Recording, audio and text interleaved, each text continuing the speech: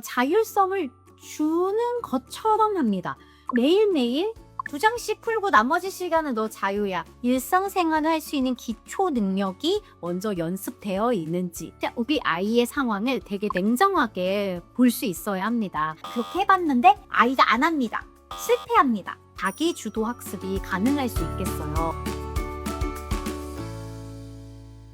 안녕하세요 여러분, 이다랑의 육아낫 언론입니다. 초등학교 아이들을 키우다 보면 정말 고민하게 되는 것 중에 하나가 바로 학습 습관입니다. 이 하나만 문제여도 정말 골치가 아픈데 아이 행동 중에 습관 중에 마음에 안 드는 것들이 있어요. 그런데 여기에 이제 새로운 미션인 학습 습관도 갖춰줘야 되고요.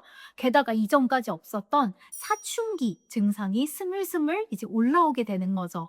그러면 원래 있던 문제에 새로운 미션에 그다음에 사춘기라는 문제까지 생기니까 부모님들이 너무너무 고민이 될 수밖에 없습니다. 저도 상담을 하다 보면은 이 학습 습관을 어떻게 잡아줘야 하는지, 왜 아이가 학습 습관이 제대로 갖춰지지 않고 있는 건지 고민하시는 부모님들을 많이 만나게 되는데요. 오늘은 초등학생의 학습 습관에 대해서 이야기 나누면서 반드시 부모가 점검해야 하는 3가지에 대해서 이야기 나눠보도록 하겠습니다. 첫 번째는요, 아이가 자기 주도적인 학습을 할 수 있는 아주 기본적인 연습이 안 되어 있는 경우입니다. 아이가 일상생활에서 스스로 해야 하는 기초적인 연습이 안 되어 있는 경우가 굉장히 많이 발견이 됩니다. 학습 습관에 대해서 되게 부모가 신경을 쓰고 있었는데 좀 더 자세히 들여다보니까 이 아이는 아직 학습 습관을 연습해야 하는 단계가 아니라 일상생활의 자조 능력을 먼저 키워야 하는 단계인 아이들이 있다라는 거죠. 스스로 일어나야 한다라든가 아니면 아이가 일을 닦고 학교 갈 준비를 한다라든가, 이거와 학습 습관은 별개라고 생각하지만 전혀 그렇지 않다라는 거예요. 내가 때에 맞춰서 뭘 해야 하는지에 대해서 자각할 수가 없는데 또 그것을 실행으로 옮길 수 있을 만큼 활성화가 되어 있지 않은데 어떻게 이것보다 더 고난이도의 사고와 집중력을 요하는 자기 주도 학습이 가능할 수 있겠어요. 우리 아이의 상황을 되게 냉정하게 볼 수 있어야 합니다. 자기 주도 학습 굉장히 중요한 것은 맞지만 이 아이가 이 학습 습관을 연습하기 전 자신의 신변을 돌보고 일상생활을 할 수 있는 기초 능력이 먼저 연습되어 있는지, 나는 이 부분에 대해서 먼저 잘 연습을 시켰고 충분히 가르쳤는지, 요것을 먼저 점검을 해봐야 합니다. 그래서 만약에 이 부분이 잘 되어 있지 않다면 잠깐만 멈춰두고 일상생활 습관을 잡는 데에 에너지를 조금 더 먼저 많이 쓰시는 것이 중요합니다.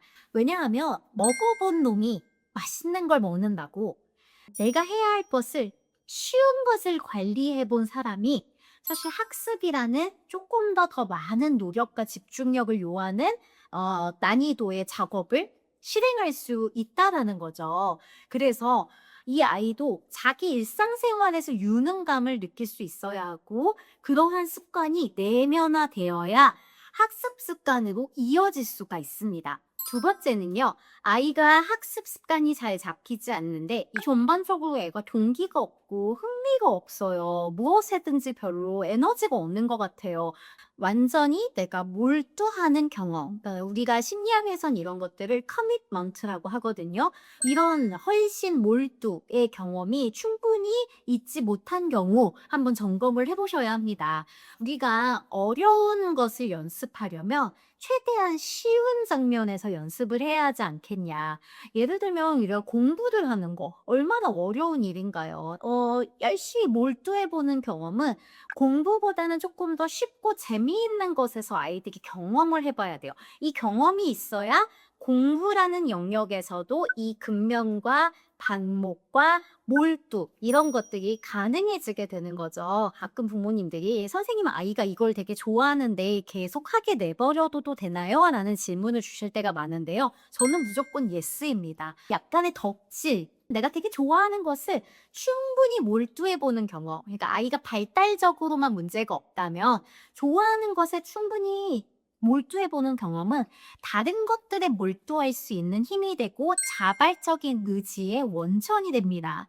그러한 면에서 아이들이 하고 싶어 하는 거, 관심 있어 하는 영역에 좀 더 몰두할 수 있는 경험들을 주시면 좋고요. 우리 아이가 공부뿐만 아니라 전반적인 것에서 에너지가 없다. 그러면 작은 활동이라도 이 아이가 좋아하는 것들을 함께 찾고 그 활성화 버튼을 누르는 것에 일단 목표를 두셔서 아이가 그 목표를 달성할 수 있게끔 한번 해보는 경험들을 공부가 아닌 더 쉽고 재밌는 것에서 찾을 수 있게끔 도와주시면 좋겠습니다. 마지막 세 번째는요, 자기 주도 학습, 학습 습관, 아이의 자율성에 기반을 해야 이것이 성장할 수밖에 없게 됩니다.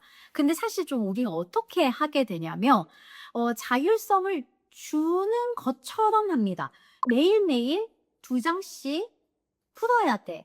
2장씩 풀고 나머지 시간은 너 자유야. 이렇게 얘기하면서 자율성을 준다고 생각하지만 사실 아이 학습만 봤을 땐 어때요? 넌 죽어도 어쨌든 하루에 2장은 풀어야 돼. 근데 물론 이 매일매일 1장, 2장씩 푸는 어떤 규칙이 아이들의 습관 형성에 좋을 수는 있어요. 도움이 일부 될 수는 있습니다. 그런데 진짜 자기주도 학습과 습관이 생기려면 자신의 학습을 자신이 할 수 있는 감도에 맞춰서 조율하고 기획할 수 있는 능력이 생겨야 해요. 그러면 아이들이 조금 작은 선택을 해볼 수 있게끔 여지를 주는 것도 굉장히 좋은 방법일 수 있다라는 거예요. 예를 들면 아이한테 매일 너가 2장씩 푸는 것이 규칙이야 라고 말하기보다는 너가 월화수목금 5일 동안 풀어야 하는 게 10장이야. 우리는 금요일에 꼭 확인을 할 거야. 어떻게 풀지는 너가 결정할 수 있어. 하루 만에 10장을 다 풀 수도 있고 네가 2장씩 나눠서 푸는 방법도 있어. 자기가 여러 가지 방법을 선택해 보게 하는 거죠. 자, 그럼 여기서 이제 부모님들은 이렇게 답변하실 수 있습니다. 그렇게 해봤는데 아이가 안 합니다.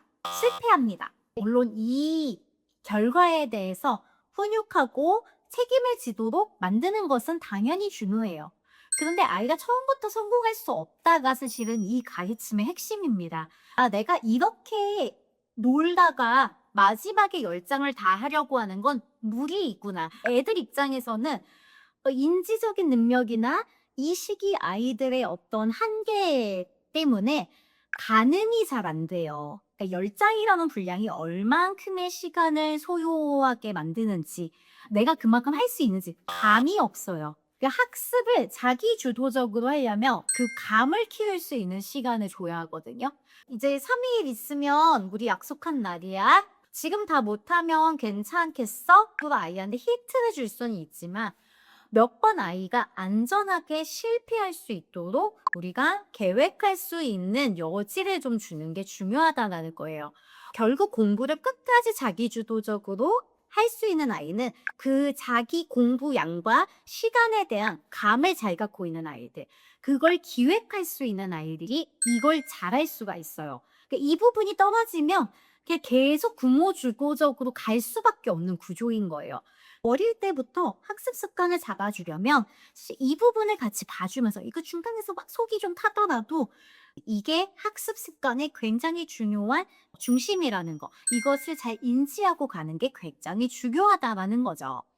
아이들에게 획득할 수 있는 자율성을 주고 있는지, 아이가 충분히 실패하면서 자신의 시간과 노력을 실험해 볼 수 있는 기회가 있는지 이 부분을 체크해 보셨으면 좋겠습니다.